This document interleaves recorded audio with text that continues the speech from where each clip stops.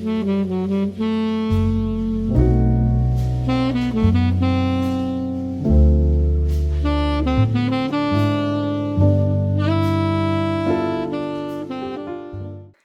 everyone, welcome to the Blonde Edit. I'm your host, Hannah Victoria Gents. Some of you may know me as the Long Island Blonde, the lifestyle blog and brand that I launched in 2019. Others may know me as the editor, publisher, and founder of the Hampton's Edit magazine. However you found your way here, I'm so happy you did, and I'm so thrilled to have you join me on this next chapter. Before we dive in, I want to raise a little toast, a glass of rosé, of course, to new beginnings, creative dreams, and beautiful things that happen when faith, passion, and hard work come together. Cheers!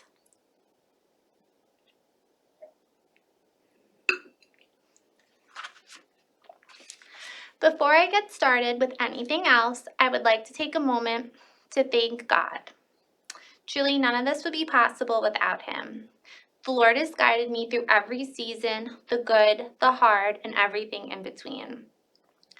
My prayers have been answered in ways never imagined, and I'm so deeply grateful to be here today, walking on this path He's placed before me. I also want to thank my husband, the most handsome, wonderful man in the world. He's my best friend, my rock, and truly the most supportive, loving person I know. He's been through my side through every idea, every vision, every late night brainstorm, always cheering me on, and I truly couldn't do this without him. My mom, my best friend, my inspiration. She's the most selfless, beautiful soul, and I hope to be half the woman and mother she is someday. I thank God every day for blessing me with such incredible people in my life. And of course, our family wouldn't be complete without our two beautiful Siamese babies, Titi and Lulu, who bring so much joy into our days. We lost our beloved Mimi and Kiki last year, just 3 weeks apart. It was heartbreaking and devastating, but it really reminded me that every day is a gift. I also lost my dad and brother when I was very young, and though the pain never leaves, it's given me so much perspective on gratitude, purpose, and the importance of just making the most of every moment. Life is really short, and I believe it's up to us to edit our lives into the lives we love. So just to give those of you who don't know me well or don't know me at all, I was born and raised on Long Island, New York, raised in Huntington, and I've always been a storyteller and loved media at heart. In 2019, I started the Long Island Blonde blog as a creative outlet, a space to share luxury lifestyle, beauty, wellness, fitness, home decor, and all my favorite places to eat and explore. And the passion naturally always seemed to gravitate to the East End, my favorite place in the entire world. And that is what led me to my next step in my path, which was the launch of the Hampton's Edit magazine. The Hampton's Edit magazine is a print and digital publication, and it's completely dedicated to the East End. It's your insider guide to all things Hamptons, from the people to the restaurants, the fitness, wellness, home design, fashion, philanthropy, hotels, you name it, we cover it. We also do touches of New York City and Palm Beach, which I like to think of as the Hampton stylish sisters.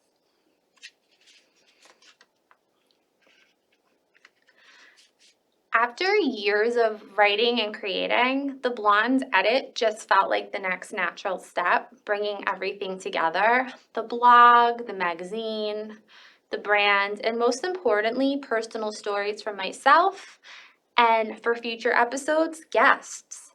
The show is really about real life through a luxury lens. The beauty, the challenges, lessons, and conversations that shape who we are. Everything will be from things that you need in your life, whether it's financial advice, nutrition advice, wellness advice, fashion advice, home decor. We're going to cover it all. It's Media with Heart, a place where you feel like you can just sip on a glass of rosé, talk about what's real, and find a little inspiration to live beautifully, intentionally, and with faith. I like to think of the Blonde Edit as part luxury, part real life, and part heart.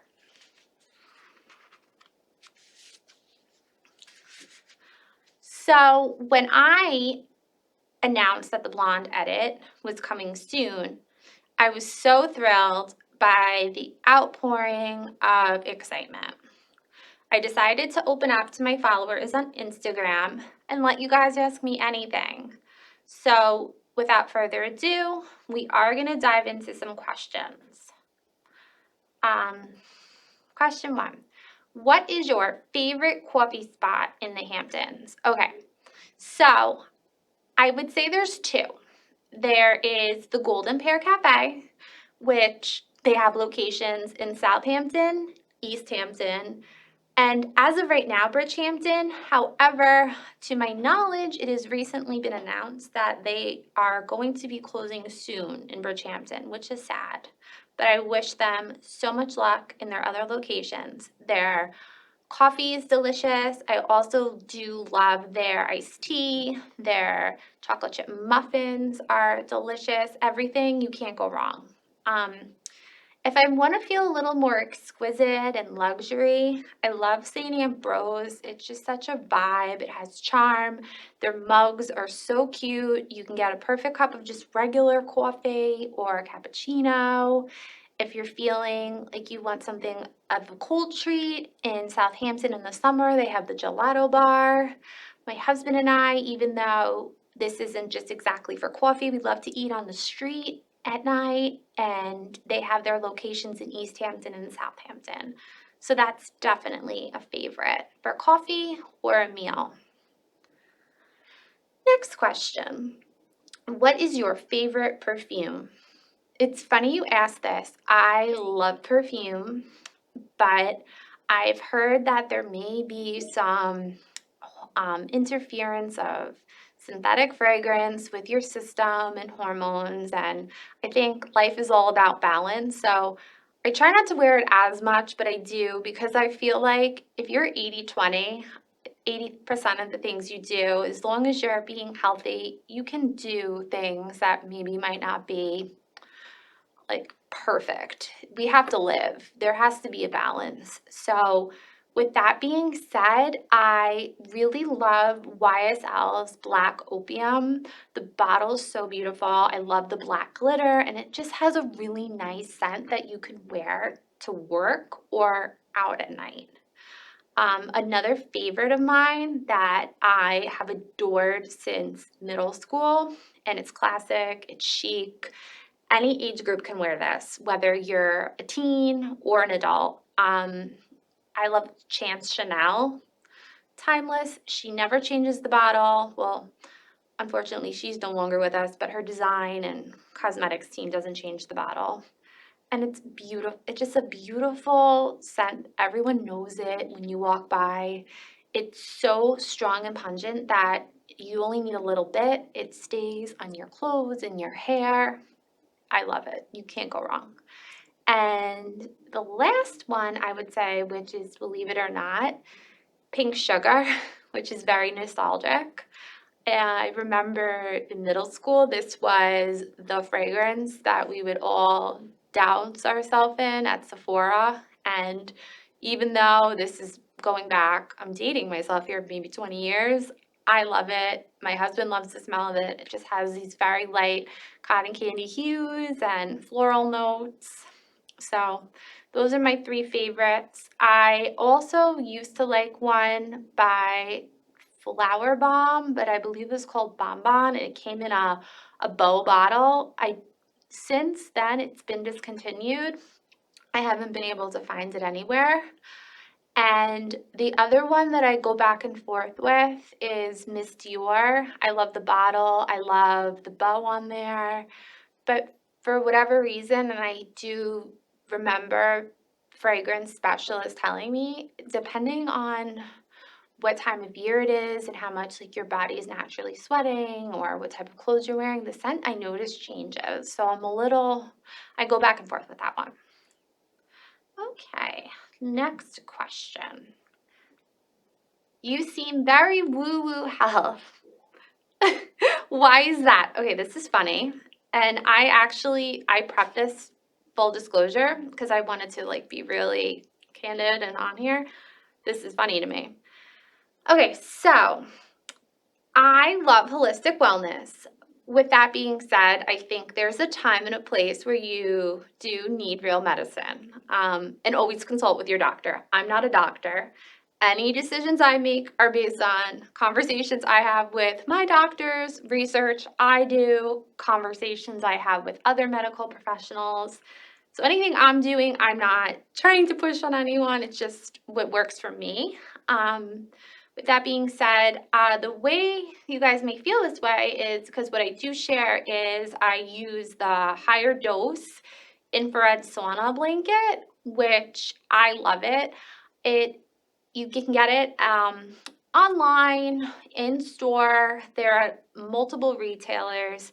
It essentially looks like a sleeping blanket, a sleeping bag, and you go in it and there's levels from 1 to 9, and it has all different properties in it that literally detox your body, and it improves your skin quality, and it just boosts your hormonal balance, which I feel like every single day we're exposed to so many things, whether it's the foods we're eating, the things we're drinking, pollutants in the air. If we touch a cleaning supply, it can just kind of just get into your system, and sometimes we just have to get that out of our body. And if you don't feel that you need to do that, that's great too. But that's why I go that route. The other thing I do is red light therapy. I have 2 devices that I use, and it's primarily, you can put it anywhere in your body, but I primarily use it for my face, neck, and chest, and it just goes 5 layers deep, and it has a lot of healing properties, so it can improve fine lines and wrinkles. It can help if you have acne concerns, it eliminates blemishes, and it really just gives your skin a healthy glow. I decided to use that in the morning, and the reason is because I feel that the red light regulates your hormones and helps as well regulate your circadian rhythm, which is what helps you know your body telling you be awake during the day and then when it's time to wind down at night. So that's why I use it in the morning. I was using it at night and it was disrupting my sleep. I could just be me. Everybody reacts to everything differently. That actually gets into my next thing that I do. I try to eliminate, and we live in a world of technology and screens, and especially the profession I'm in, I'm heavily on the phone and my computer. At night, I try to keep my phones and devices away from me like 2 hours before sleep because I do believe there is a correlation between artificial light and your eyes. If you can do things like blue light glasses, which I have, that really helps. But the best thing is prevention and just kind of trying to give your nervous system the opportunity to calm down. Okay, the next question I feel like kind of goes into the woo-woo health. Why do you drink raw milk? Okay, I drink raw milk because, again, back to what I said, the 80-20 principle. I prefer to eat whole natural foods, and I do it as much as possible when I can. And I think everybody has to do what works best for them. I cannot stress that enough. What works really well for me might not work really well for you. But with that being said, raw milk, when it comes from a clean, reputable source, a reputable farm, you have to be very careful where you get it from. It is full of enzymes, which we need. probiotics, amino acids, and vitamins that studies have said pasteurization can diminish. I think that you still are getting health benefits from regular milk. And again, if you don't like dairy milk and you like an almond milk or an oat milk, that's fine. It's whatever feels good for your body and what's best for you. I find as well that I can easily digest the raw milk better than a pasteurized milk. That's just me. But again, what works for me might not work for you. Okay, next question. Why did you start your magazine, and was it hard to get started? Okay, so I started my blog in 2019, and that is basically a lifestyle platform where I cover things that I do from my day to day, how I decorate my home, how I'm working out, what type of recipes I'm cooking. That was very tailored to me, whereas I felt that even though that was tailored to me, I was always gravitating to the East End. So it was almost becoming a me/East End niche, and I felt that the East End deserved its own publication, and the businesses and the people and the culture, it deserved its own separate platform. I love media, I love marketing, and it felt like a natural fit. To answer your question, was it hard to start? I think anything in life that's worth living for is going to be hard. And as long as you have hard work and perseverance, you'll be successful and it'll all come together. I really believe you can do anything you put your mind to. It was a little difficult at first because you have to figure out all the moving pieces that go into it, but that's like for any business. So when I made the decision, I had to look into who's going to be my printer, what's the cost going to be, where am I going to design this, where am I going to find coverage, what type of coverage am I going to do, what is the layout going to be, where are you going to distribute it, is there special permissions you need. There's a lot of moving parts.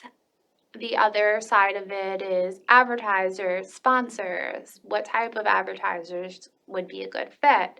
So you have to really sit down and get granular and think about everything that goes into it. Just like any business, if you were going to be starting, let's say, a makeup brand, you're going to have to think, okay, who's going to be my formulator? Where am I going to go? Where am I going to pick out shades? What is the packaging going to look like? Where am I going to sell it? It's just about really thinking deep into the what you want and how you're going to get there. Something that worked really well for me is having really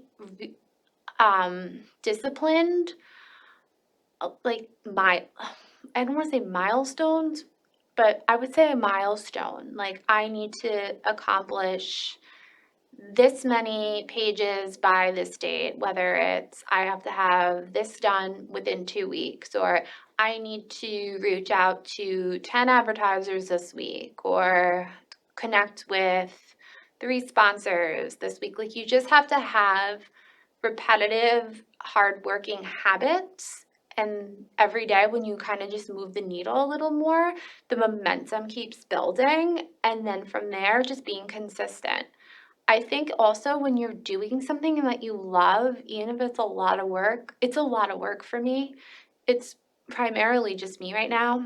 My husband does help me distribute.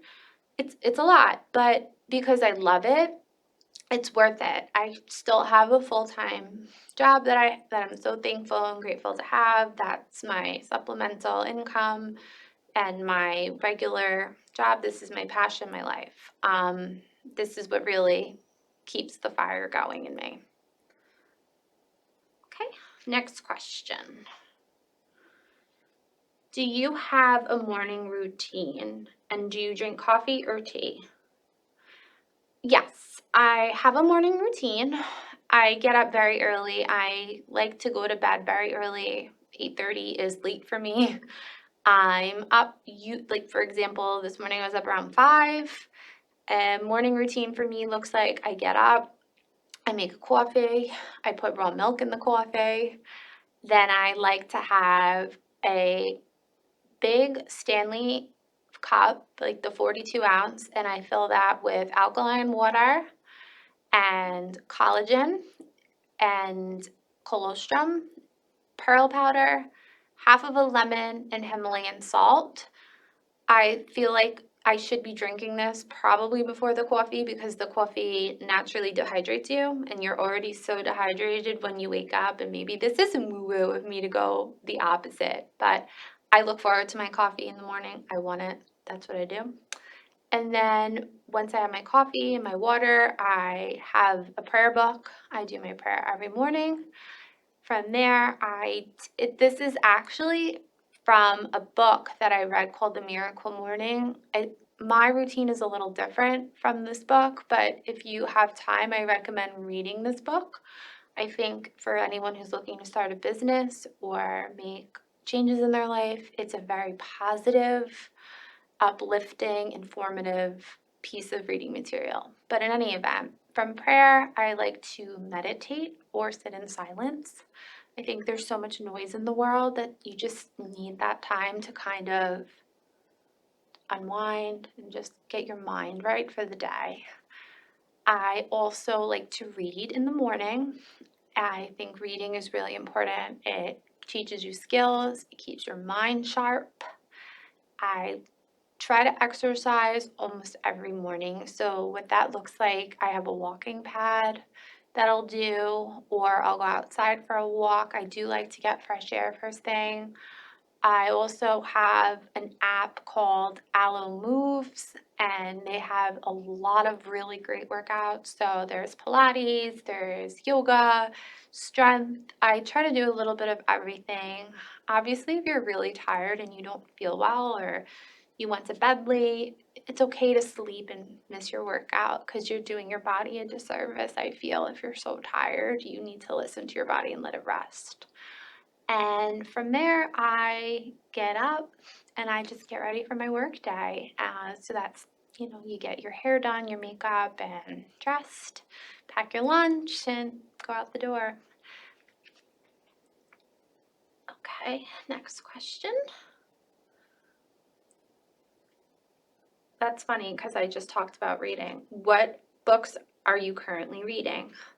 Okay, so I'm currently reading this book called Managing Oneself.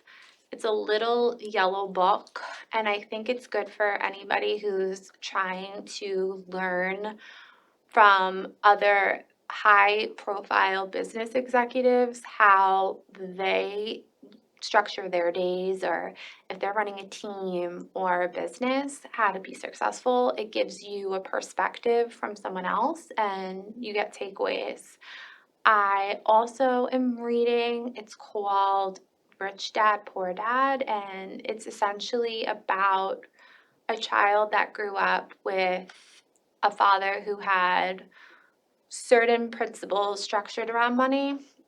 And then his best friend's father, which he refers to as Rich Dad, gives him other financial principles around money. I would say from reading this book that majority of the population leans the way his father did, and it's very eye-opening to see how, just as a society, we do things.